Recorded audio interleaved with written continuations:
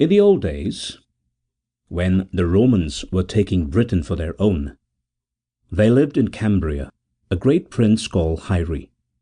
He was 40 summers old. He had long been wed, but had no son to reign after him. Many times had he fought with the Romans, but his tribe had been driven slowly backward to the northern mountains. Here for a time he dwelt in some peace, but the Romans crept ever nearer, and Heiri, who was a brave and generous prince and a great warrior, was sore afflicted, seeing the end that must come. He dwelt in a high valley of moorland, where his tribe kept such herds as yet remained to them.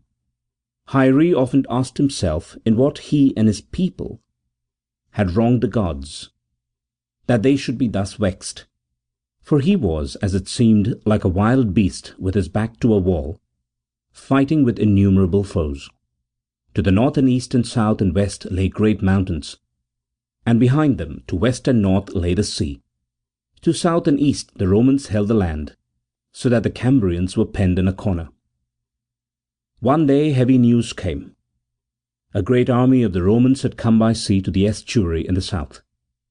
The next day the scouts saw them marching up the pass like ants, in countless numbers, with a train of baggage, and the day after, when the sun went down, the watchfires burnt in a long line across the southern moorland, and the sound of the horns the Romans blew came faintly upon the wind. All day the tribesmen drove in their cattle up to the great camp that lay on a low hill in the centre of the vale. Hyry held a council with his chiefs, and it was determined that next day they should give them battle. That night, when Hyry was sitting in his hut, his beloved wife beside him, there came to see him the chief priest of the tribe. He was an old man, hard and cruel, and Hyry loved him not, and he hated Hyry secretly, being jealous of his power. He came in, his white priestly robe bound about the waist with a girdle of gold, and Hyry rose to do him honour, making a sign to his wife that she should leave the room. So she withdrew softly. Then the priest sat down. He asked first of Hyry whether it was determined to fight on the morrow, and Hyry said it was so determined. Then the priest said, "Lord Hyry, tomorrow is the feast of the god of death, and he claims a victim, if we are to be victorious." Now Hyry hated the sacrifices of men, and the priest knew it. And so for a while Hyry sat in silence, frowning and beating his foot upon the ground, while the priest watched him with bright and evil eyes. Then Hyry said, "Tomorrow must many men, both violent and timid, die. Surely that were enough for the god." But the priest said, "Nay, my lord, it is not enough. The law saith that unless a victim should offer himself, the priest should choose a victim, and the victim must be goodly, for we are in an evil case." Then Hyry looked at the priest and said, "Whom have ye chosen?" For he saw that the priests had named a victim among themselves. So the priest said, "We have named Nehri, be content." Now Nehri was a lad of 15 summers, cousin to Hyry. His father was long dead, and Hyry loved the boy, who was brave and gracious, and had hoped in his heart that Nehri would succeed him as prince of the tribe.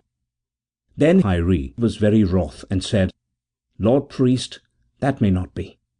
Nehri is next of kin to myself, and will grow up a mighty warrior, and he shall be chief after me, if the gods grant him life. Look you, tomorrow we shall lose many mighty men, and it may be that I shall myself fail. For I have been heavy-hearted for many days, and I think that the gods are calling me, and Nehri we cannot spare." Then the priest said, "Lord Hyry, the gods choose whom they will by the mouth of their priests. It were better that Nehri should perish than that the people should be lost. And indeed the gods have spoken, for I prayed that the victim should be shown me, hoping that it might be some common man. But hardly had I done my prayer when Nehri came to my hut to bring an offering, and my heart cried out, 'Arise, for this is he. The gods have chosen him, not I, and Nehri must die for the people." Then Hyry was grievously troubled, for he reverenced the gods and feared the priests. And he rose up, with anger and holy fear striving within him, and said, "Prepare then for the sacrifice, only tell not Nehri. I myself will bring him. It may be that the gods will provide another victim." For he hoped within his heart that the Romans might attack at dawn, so that the sacrifice should tarry. Then the priest rose up and said, "Lord Hyry, I would it were otherwise, but we must in all things obey the gods. The sacrifice is held at dawn, and I will go and set all things in order." So Hyry rose and bowed to the priest, but he knew in his heart that the priest sorrowed not, but rather exulted in the victim he had chosen. Then Hyry sent word that Nehri should come to him, and presently Nehri came in haste, having risen from his bed, with the warm breath of sleep about him. And there went, as it were, a sword through Hyry's heart, to see the boy so fair and gracious, and so full of love and bravery. Then Hyry made the boy sit beside him, and embraced him with his arm. And then he said, "Nehri, I have sent for you in haste, for there is a thing that I must tell you.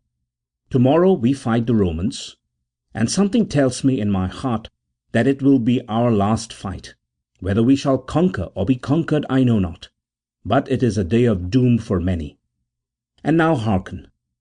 I have prayed many times in my heart for a son, but no son is given me. But I hoped that you would reign after me, if indeed there shall be any people left to rule. And if it so fall out, remember that I spoke with you tonight, and bade you be brave and just, loving your people and fearing the gods, and forget not that I loved you well." And Nehri, half in awe and half in eager love for the great prince his cousin, said, "I will not forget." Then Hyry kissed him on the cheek and said, "Dear lad, I know it. And now you must sleep, for there is a sacrifice at dawn, and you must be there with me.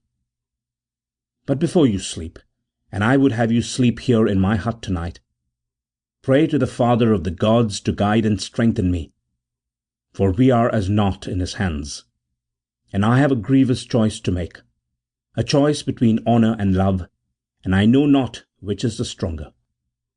Then Hyry spread a bearskin on the floor and bade Nehri sleep, and he himself sat long in thought looking upon the embers. And it was quiet in the hut, only he saw by the firelight the boy's bright eye watching him, till he chid him lovingly, saying, "Sleep, Nehri, sleep." And Hyry himself lay down to sleep, for he knew that a weary day of fighting lay before him. But the priest went to the other chiefs and spake with each of them, saying that the gods had chosen Nehri for the victim of the sacrifice, but that Hyry would fain forbid it. But the priest did worse than that, for he told many of the tribesmen the same story, and though they were sorry that Nehri should die, yet they feared the gods exceedingly, and did not think to dispute their will. About an hour before the dawn, when there was a faint light in the air, and the breeze began to blow chill from the hills, and the stars went out one by one, the chiefs began to gather their men, and there was sore discontent in the camp. All night had the rumour spread beside the fires and in the huts that Hyry would resist the will of the gods and save Nehri from death, and many of the soldiers told the chiefs that if this was so they would not fight. So the chiefs assembled in silence before the hut of Hyry, for they feared him greatly, but they feared the gods more, and they had resolved that Nehri should die. While they stood together, Hyry came suddenly out among them. He carried a brand in his hand, which lit up his pale face and bright armour, and he came like a man risen from the dead. Then the oldest chief, by name Griff, drew near, and Hyry asked him of the Romans, and the chief said that they were not stirring yet. Then Hyry held up his hand. Every now and then came the crying of cocks out of the camp, but in the silence was heard the faint sound of trumpets from the moorland, and Hyry said, "They come." Then Griff, the chief, said, "Then must the sacrifice be made in haste." And he turned to Hyry and said, Lord Hyry, it is rumoured in the camp that Nehri is the chosen victim, but that you seek to save him." And Hyry looked sternly at him and said, "And wherefore are the purposes of the gods revealed? Lo, I will bring Nehri myself to the sacrifice, and we shall see what will befall." Then the chiefs were glad in their hearts and said, "Lord Hyry, it is well. The ways of the gods are dark, but they rule the lives of men, and who shall say them nay?" And Hyry said, "Aye, they are dark enough." Then he made order that the scouts should go forth from the camp, and while he yet spake, the procession of priests in their white robes passed like ghosts to the huts on their way to the temple. And Hyry said, "We must follow."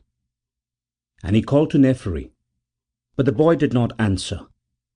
Then Hyry went within and found him sleeping very softly, with his face upon his hand, and he looked upon him for a moment, and then he put his hand upon his head, and the boy rose up, and Hyry said, "It is time, dear Nehri, and pray still for me, for the gods have not showed me light." So Nehri marvelled, and tried to make a prayer, and he was filled with wonder at the thought of the sacrifice, for he had never been present at a sacrifice before, and he was curious to see a man slain, for the sight of death in those grievous years of battle had lost its terrors even for children. So Nehri rose up, and Hyry smiled upon him, and took the boy's hand, and the two went out together. Then they came with the chiefs through the camp. The precinct of the goddess was at the upper end to the north. It was a thick grove of alders, through which no eye could pierce, and it was approached by a slanting path, so that none could see the precinct. So presently they came to the place and entered it, and Hyry felt the boy's hand cold within his own, but it was not fear, for Nehri was fearless, but only eagerness to see what would be done. They passed inside the precinct. None was allowed to enter except the priests and the chiefs and certain captains. It was a dolorous place in truth. All around ran a wall of high slabs of slate. At the upper end, on a pedestal, stood the image of the god, a rude and evil piece of handiwork. It was a large and shapeless figure, with hands outspread. In the head of it glared two wide and cruel eyes, painted with paint, red-rimmed and horrible. The pedestal was stained with rusty stains, and at the foot lay a tumbled heap that was like the body of a man, as indeed it was, for the victim was left lying where he fell, until another victim was slain. All around the body sprouted rank grasses out of the paved floor. The priest stood round the image, the chief priest in front holding a bowl and a long thin knife. Two of them held torches which cast a dull glare on the image. The chiefs arranged themselves in lines on each side, and Hyry, still holding Nehri by the hand, walked up to within a few feet of the image, and there stood silent.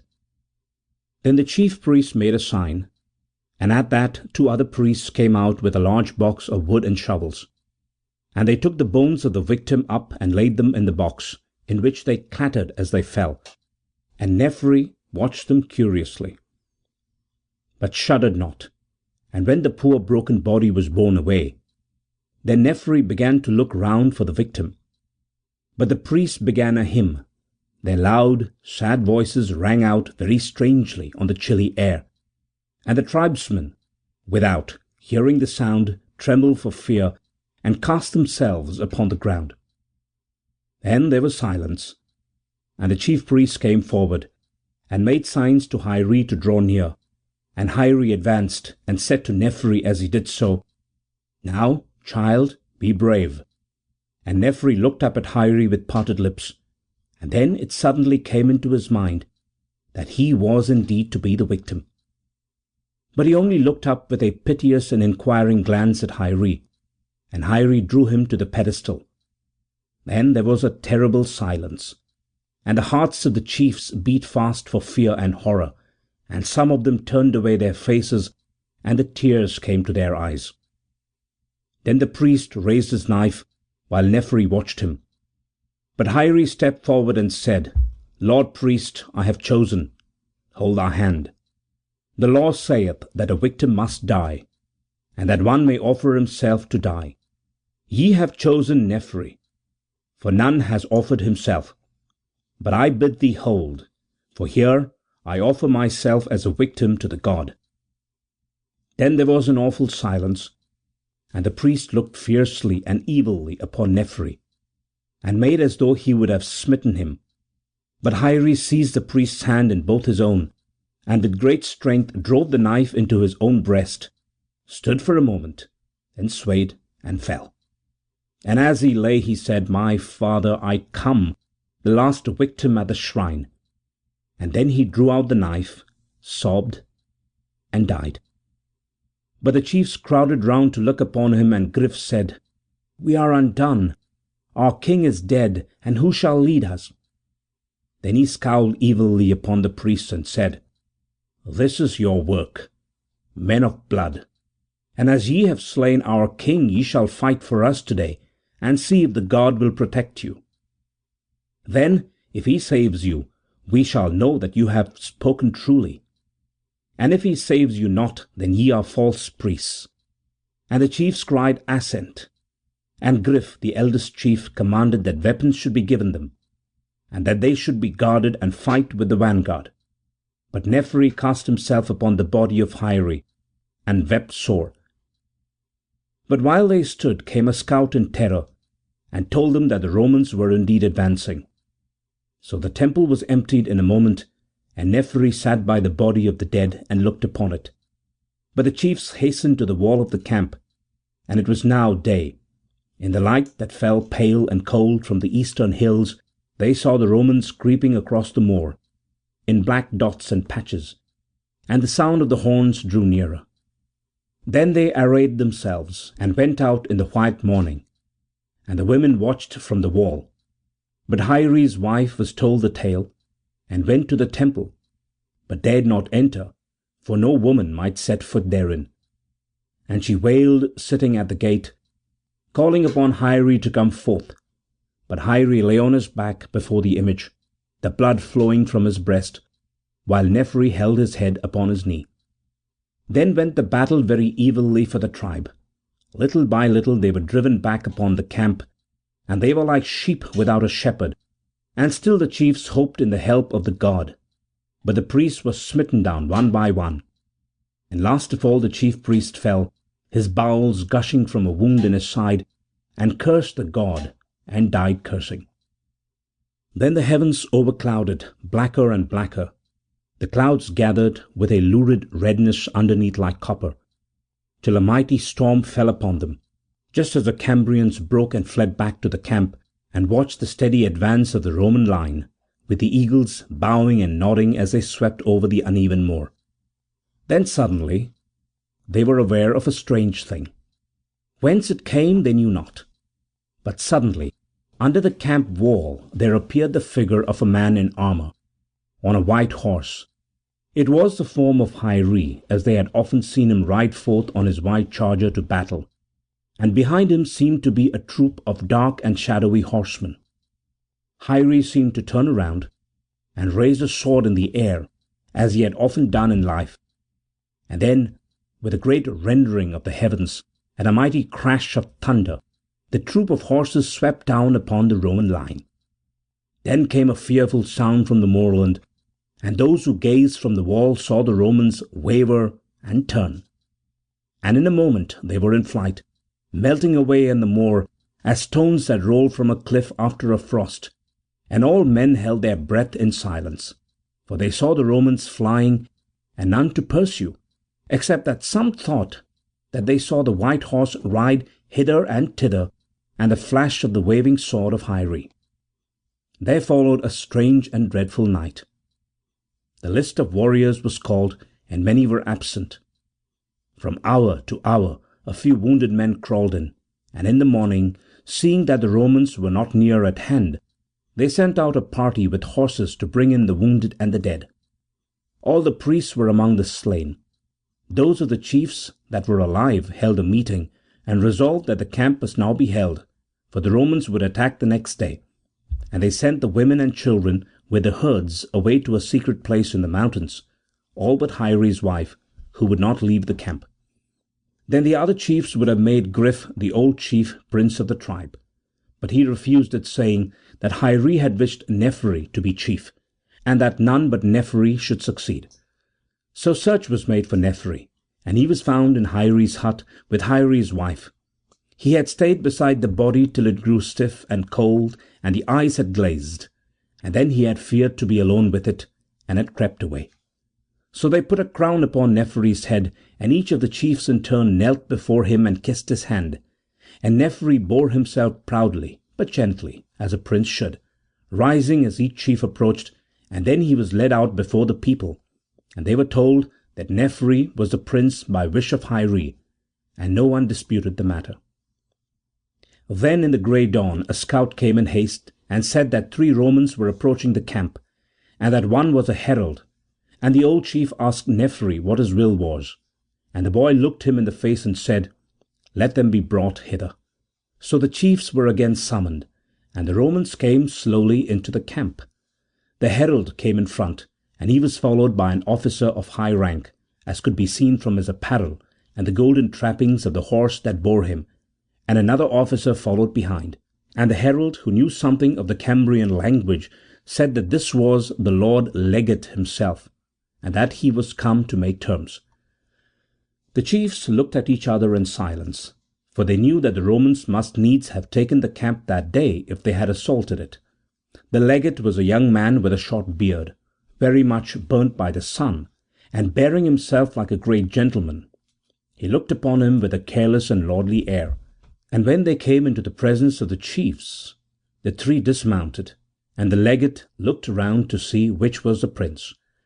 And the old chief put Nehri forward, and said to the herald, "Here is our king." And the legate bowed to Nehri, and looked at him in surprise. And the herald said in the Cambrian language to Nehri that the legate was fain to arrange a truce, or indeed a lasting peace, if that was possible. Then the old chief said to Nehri, "My lord, ask him wherefore the legate has come." And Nehri asked the herald, and the herald asked the legate. Then the legate said, smiling, to the herald, "Tell him anything but the truth. Say that it is our magnanimity." And then he added in a lower tone, turning to the other officer, "Though the truth is that the men will not dare to attack the place after the rout of yesterday." And the legate added to the herald, "Say that the Romans respect courage, and have seen that the Cambrians are worthy foes, and we would not press them hard. It is a peaceful land of allies that we desire, and not a land conquered and made desolate."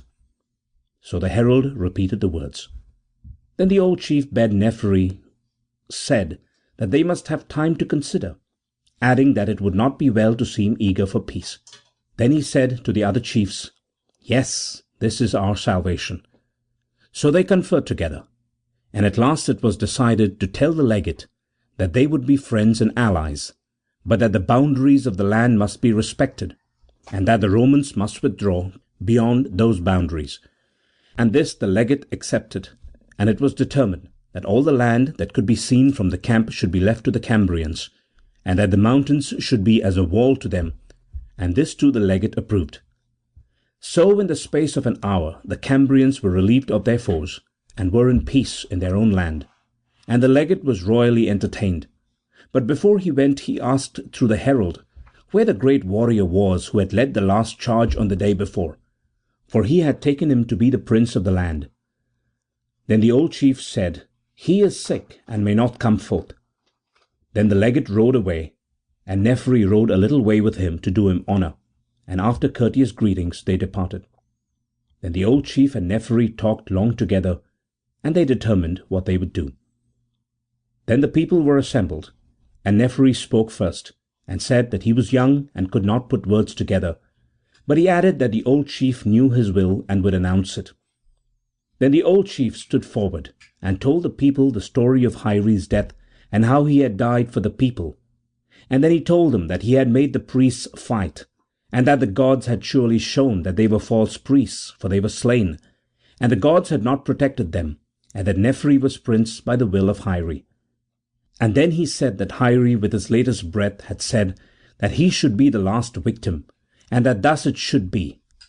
For Hyry, he said, has become a god indeed, and fought for us, and has conquered the Romans. And therefore, he said, the Lord Nehri has decreed that the precinct of the god should not indeed be destroyed, for that were impious, but that a great mound should be raised over the face, and that it should be the tomb of Hyry, and that peaceful offerings should be made there, and that it should be kept as a day of festival, and that Nehri himself should be priest as well as prince, and his successors for ever. And the people all applauded, for they had dreaded the bloody sacrifices. And the next day, and for many days, they laboured until over the whole precinct they had raised a mighty mound burying the image of the god. And for Hyry's body they made a chamber of stone, and they laid him therein, with his face upward to the sky, and made great lamentation over him. When all things were in order, a solemn feast was held, and Nehri on the top of the mound made a sacrifice of fruits and milk, and blessed the people in the name of Hyry, and he made order that to make the place more blessed, all weddings should thenceforth be celebrated upon the mound, so that it should be the precinct of life and not of death. And the people rejoiced. That night Nehri slept in the hut of Hyry, and at the dead time of darkness, when all was silent in the camp, except for the pacing of the sentry to and fro, Nehri awoke, and saw in the hut the form of Hyry standing, only brighter and fairer than when he lived. And he looked upon Nehri with a smile, as though his heart was full of joy. Then he came near, and said in a voice like the voice of a distant fall of water, Nehri, dear child, thou hast done well and wisely. Be just and merciful and loving to all, and rule with diligence, and grieve not. Then Nehri would have asked him of the place wherein his spirit abode, but could not find words, for he was full of wonder, though not afraid. But Hyry smiled again, as though he knew his thoughts, and said, Ask me not that, for I may not tell, but only this I may tell you, that no man who has lived wisely and bravely need fear the passage. It is but a flying shadow on the path, like a cloud on the hill, and then he stands all at once in a fairer place. Neither need he fear that he lays aside with the body the work and labour of life, for he works and labours more abundantly, and his labour is done in joy, without fear or heaviness, and for all such spirits is their high and true labour waiting. Therefore, Nehri, fear not, and though I cannot come to thee again, for thou shalt live and be blessed, yet will I surely await thee yonder. And then there came a darkness, and the form of Hyry seemed to fade gradually away, as though he were withdrawn along some secret path, and there went others with him, and Nehri slept. And in the morning came Hyry's wife, and said to Nehri that Hyry had stood beside her in the night and comforted her. And I know, she said, that he lives and waits for me. So the land had peace, and Nehri ruled wisely and did justice among the mountains by the sea. End of The Tomb of Hyry by A. C. Benson.